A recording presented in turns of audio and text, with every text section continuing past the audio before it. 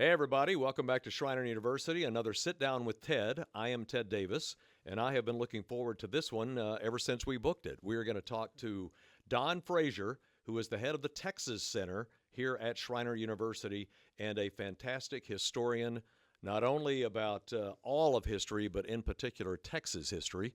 So, Don, thank you for being here. Well, thanks. I appreciate the opportunity to sit down with you and have a conversation. You've been at the Texas Center for a while. How did this thing get going? Well, it got going because Schreiner decided that they were going to be intentionally Texan. Good. You know, you think about how simple a concept that seems, but so many universities across the state are preparing their students for some sort of great international contribution to the larger body of knowledge. But the reality of it is our graduates tend to live in Texas, work in Texas, and help build Texas. So Schreiner said, well, why don't we help them build Texas? Yeah. And so that's really where the origins of the Texas Center came from, is that Texas was front and center in that Schreiner identity. They recruited me to come down and stand up the Texas Center, and the first question I had is, well, what do we do? That's always a key to a mission, isn't it? Well, what is our mission? What exactly would you say you do here? And so it's been a journey to begin with to really define what it means to be Texan and what the Texas story is, because it may come as a surprise. Not everybody agrees on what the Texas story is, or whether or not it's something that ought to be really talked advanced about or talked about. Yeah, I see that. Else. Yeah. And so, anyhow, we stood it up on the 1st of June, 2020, right at the height of COVID. Yeah. So I had a little time to think about the task at hand, as they might say, and figured out that if we're going to have an impact in the state of Texas, that the squeeze chute on the creation of Texas culture is in that K through 12 space. Yeah. So I've been heavily engaged in that. One of the ways that we engage in that space is through telling great Texas stories. And there are many. And there are many. There We'll are never so many. tell the last one.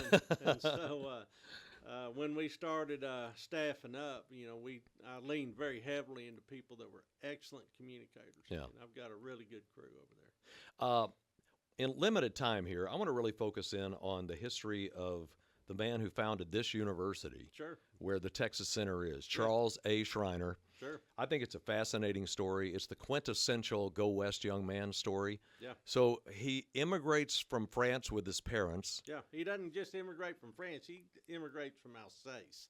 Yeah. And so that's a very special part of France. It's a borderland. Mm-hmm. So sometimes it's Germany, sometimes it's France. Yeah. I mean, one of the first things you had to figure out is, well, what they speak around the house in the Schreiner household over there in near Rickvere, which is the town he comes from. And the fact that you have this complicated history in Alsace, I think, made him perfectly suited to come to Texas and figure out how to make a life in this borderland. And he became the father of the hill country. Pretty much everything we see here today was because of him. And he came here at 14. He did. At 16, his dad dies. Oh, yeah.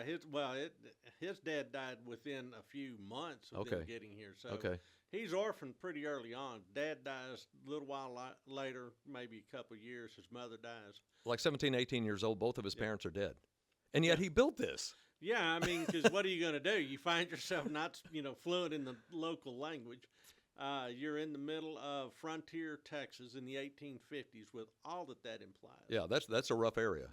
This is rough country. Yes. And he's got to come up with some sort of plan on how he's going to make it. Because you can't just sit down and die. You got to come up with something. And so he figures out that he can make a little money riding with Rangers.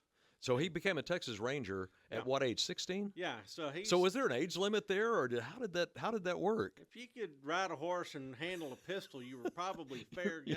Yeah. And but I think that he was more of an organizer than a warrior, and especially when it came to logistics. I think he was pretty good at keeping everybody fat and happy. Yeah. And he used the skills that he learned rangering to open up a sutlery business with the U.S. Army presence at Camp Verde. Okay, now Camp Verde, people have been down there to eat. I've been down there to eat. The logo is a camel. That's right. There's a story behind that. There is. So Camp Verde's just over the line in Bandera County, right on the edge with Kerr County. And that was the headquarters for the United States Camel Corps. And it was an outpost of the U.S. Army, a great location to experiment with new weapon systems. At that time, it was, camel-born cavalry. Yeah. And Cavalry on a camel. that's right. Well, and you think about it, you're trying to get from point A to point B, then you get off and you start your shooting. And this is arid area anyway. Well, and you're also trying to connect the hill country of Texas with San Diego. Yeah. And all you got to do is drive that stretch today, and you figure out, wow, the water plays out once you get past a certain point. So did the Camel Corps work out?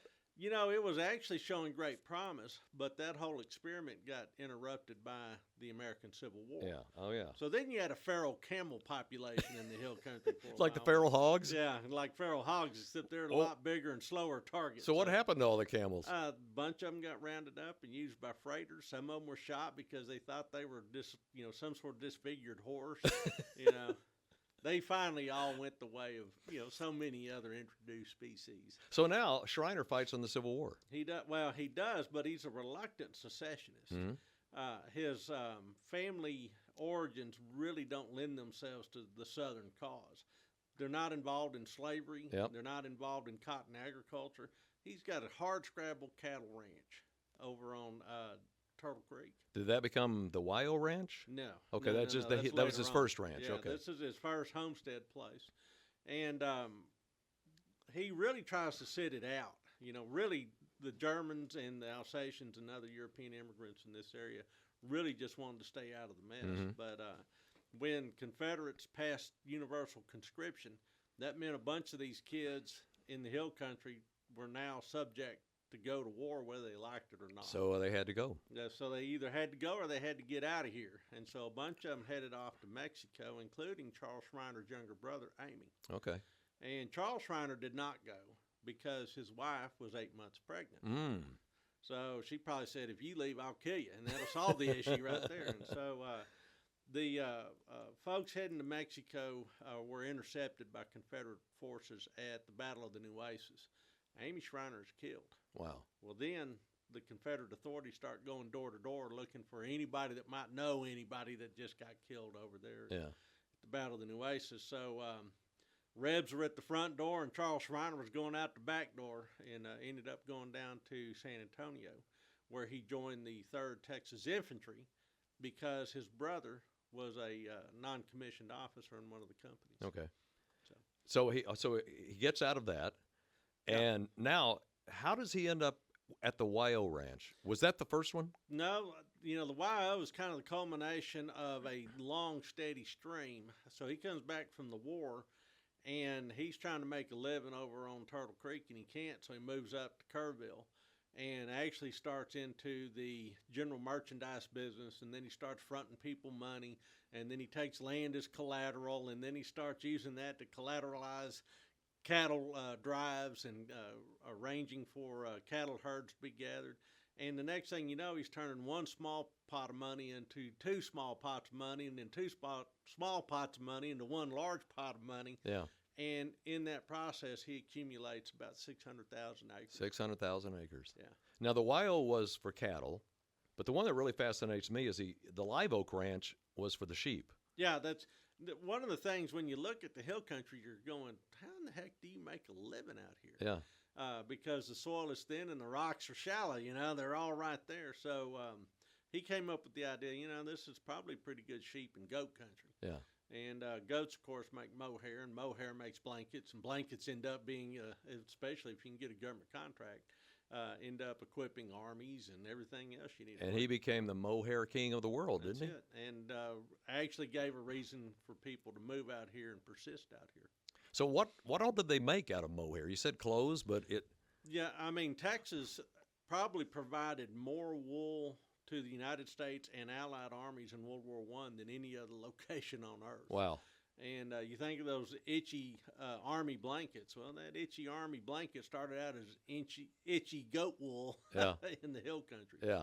So he And he forms the Presbyterian Church downtown, or helps build it. Yeah, well, actually, I think that he was probably generic Protestant. I'm not sure that he was an aggressive Presbyterian. Yeah. But his daughter-in-law was. So.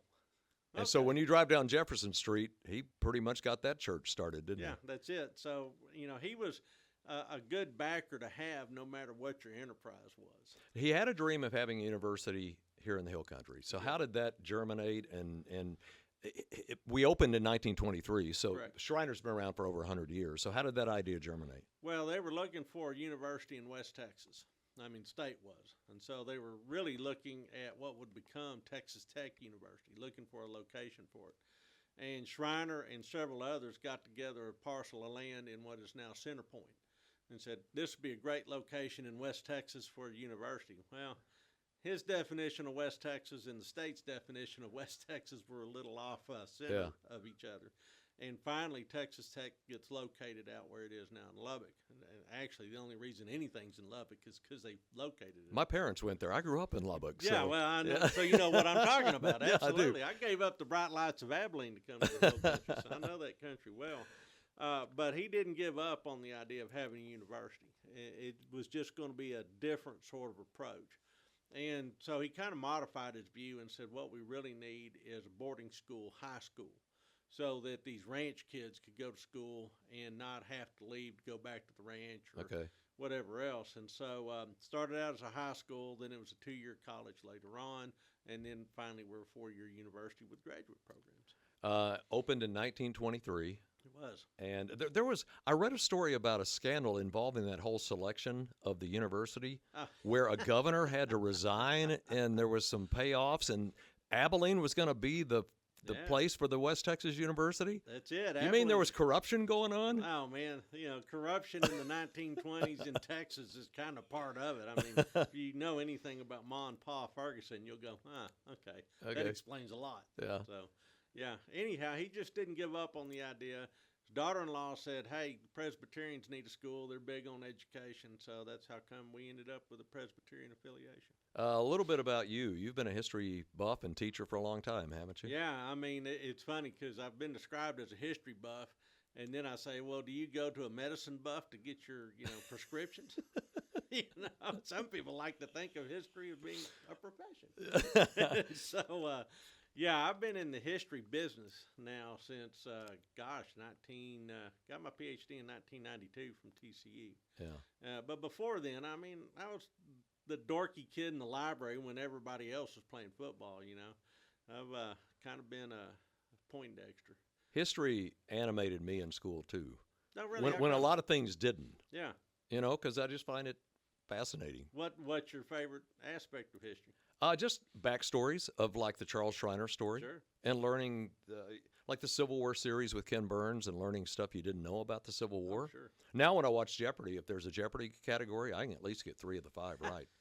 Yeah, I actually got sucked in through the Civil War as well. I was living in Macon, Georgia, and discovered a number of Confederate graves at the local town cemetery, and of those graves, 13 of them were Texans. And so I just got interested in how these kids from Texas ended up being dead in Macon, Georgia. Yeah. So this is 6th grade. That's when I started thinking about those sorts of things. Taught at McMurray for a long time? I did. I was out there for 26 years. Yeah. Don Frazier is with us. The Civil War, of course, led to the Texas independence, of course, led to the War of 1846. Sure. When Mexico tried to come and take it back, That's basically. Right. Was Santa Anna involved in that again? Oh, well, yeah. He would never go away, would he? Santa Anna was the gift that kept on giving. He finally dies of natural causes in bed. And what is remarkable is he's president of Mexico 11 different times. 11 times? 11 times. They had no term limit or anything, did they? No term limit. And not only was he involved in the war with Mexico, between the U.S. and Mexico. This is around 1846, right? Yeah, Somewhere. and the United States government actually smuggles him back into Mexico from exile. And he tells the American authorities, if you smuggle me back in, I'll overthrow the government and we'll have a peace treaty and all will be well. They smuggle him in through their own blockade. So Yeah. this is like a black ops operation. They sneak him past the U.S. Navy. This put would be a him good ashore. Netflix show. Oh, it'd be a great. Santa Ana would be a great Netflix series. I mean, it would go for season after season Yeah. after season, probably 11 seasons. Yeah.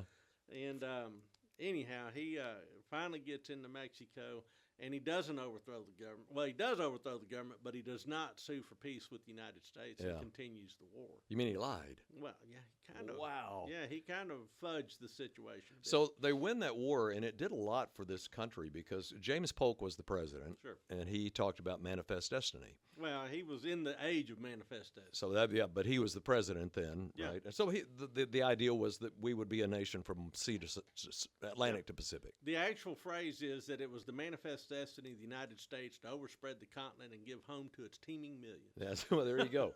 And so because the U.S. won that war in 1846, Yeah. out of that, the Rio Grande was established as the border, correct? Sure. And what else did they get? Well, and then later on, there's a border that brings in the southern part of Arizona. That's called the Gadsden Purchase. Yeah. But what we also got was a great big headache because the question becomes, well, what happens with the extension of slavery into the territories? Yeah. So the Mexican cession actually exacerbates the debate in Washington to the point to where it leads to civil war. Yeah. And by the same token, the war with Mexico had so many recriminations in Mexico that it caused a civil war there too. Wow. So a lot of people underplay what the U.S.-Mexican War actually accomplished.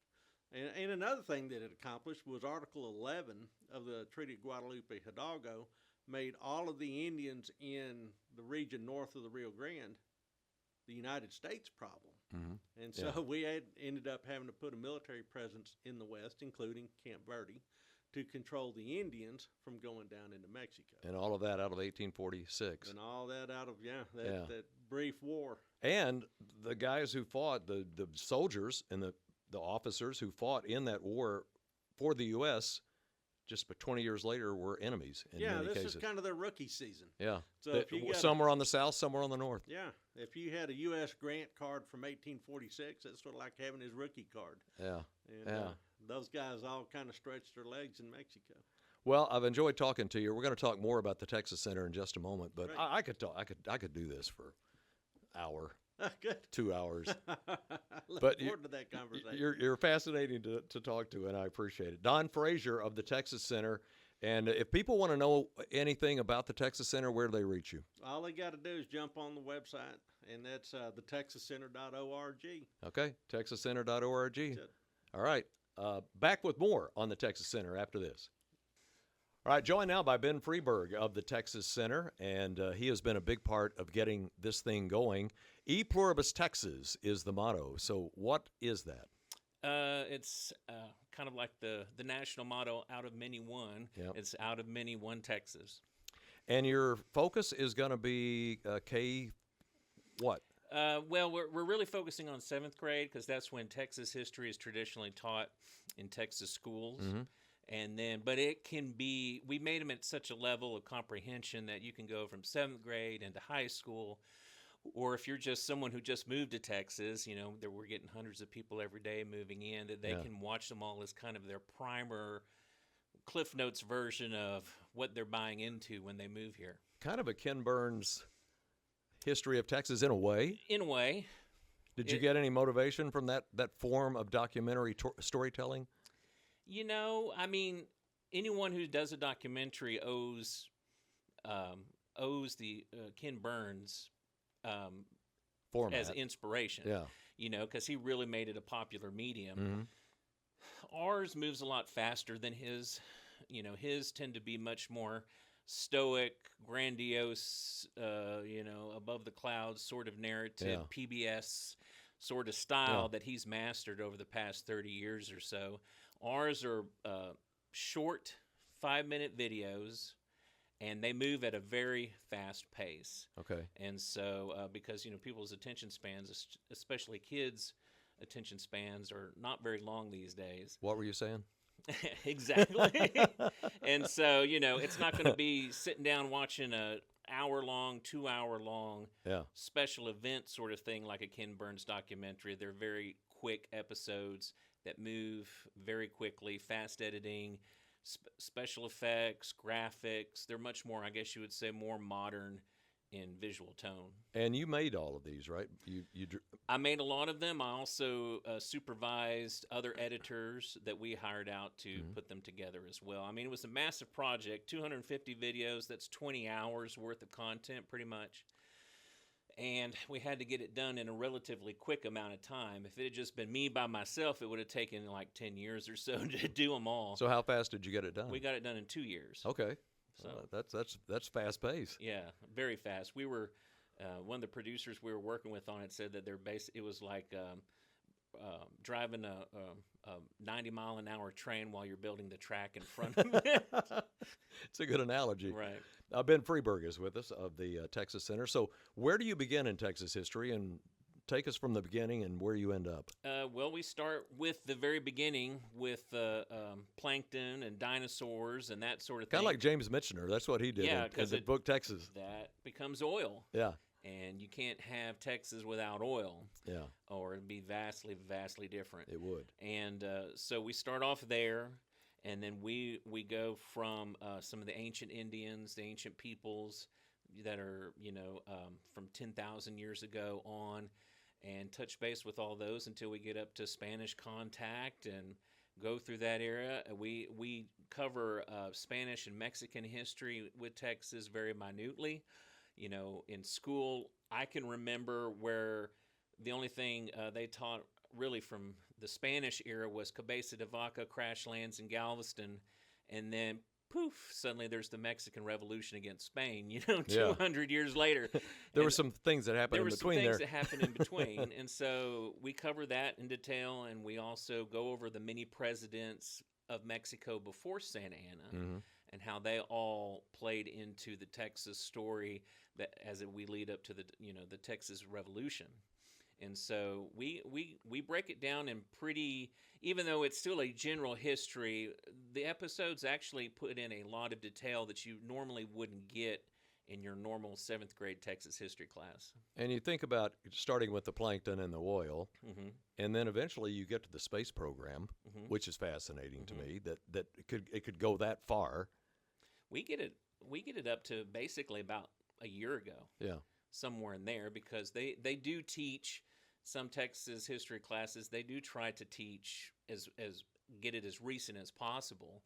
And so we don't stop in the 80s or the 90s. We keep on going until about a year or two ago with the big freeze that happened, I guess, was it in 21? 21? Yeah. And so we cover that, and because we talk about what are some of the issues that are affecting Texas today. Growth. Right. And then our last video in the series, we talk about all the problems we're having to look ahead into the future to solve, which is growth and education and constant road construction. And water. Yeah. And all the kind of resources that we may be running out of if we don't plan better, things like that.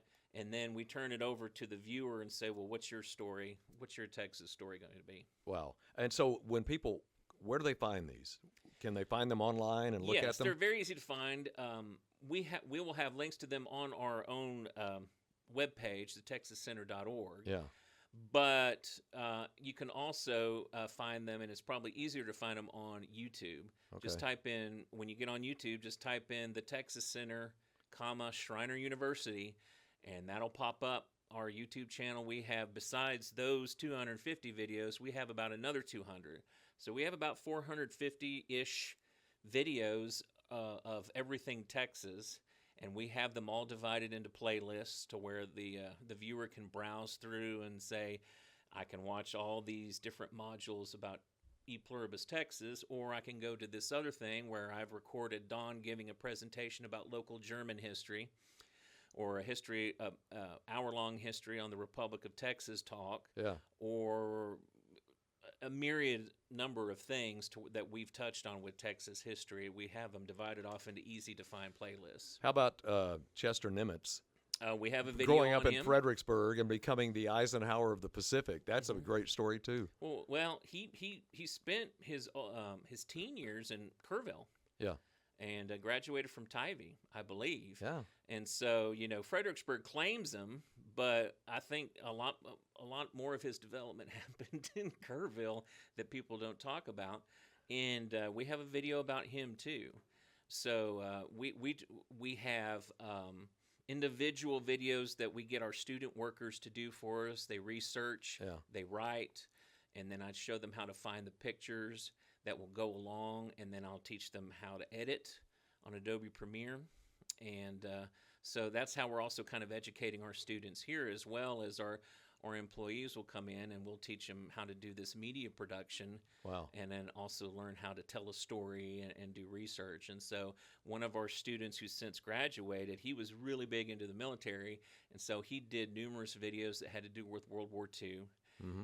And things of that nature. And one of them was Nimitz, and then we had some other Medal of Honor winners and things like that. I've been to the museum in Fredericksburg. It took me like 3 times to go. It's really amazing. You can't do it in one day. Right. No, it's a wonderful museum. But it is. It's if you haven't been to the Naval Museum, and what's the actual name of it? It's the Museum for the Pacific War. Yeah, I think in Fredericksburg. Yes, it's really fascinating. It's worth your trip. You can't do it in one day. Like I said, you might have to break it up into 3 sessions. I think that's what we did.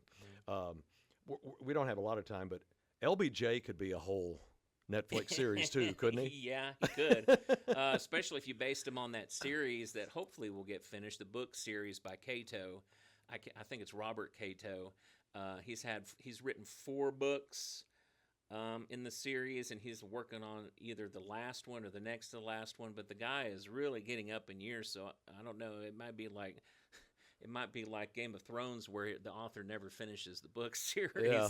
But they're very, very well known, very applauded books.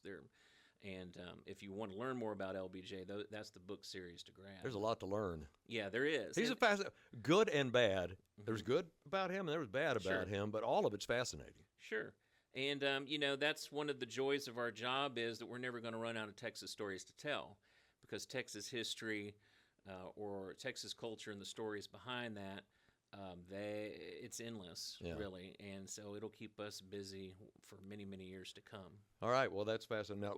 Now, give the website again. So our website is thetexascenter.org. And YouTube? And YouTube is the Texas Center at Schreiner University. And it just pops up. And it should pop up. All right. Ben Friberg, thank you. Been fascinating. Great to be here. Thank you. Don Frazier over there, thank you. All right, and I've enjoyed this. Hope you have. History is fascinating, and we'll see you next time on Sit Down with Ted here at Schreiner University.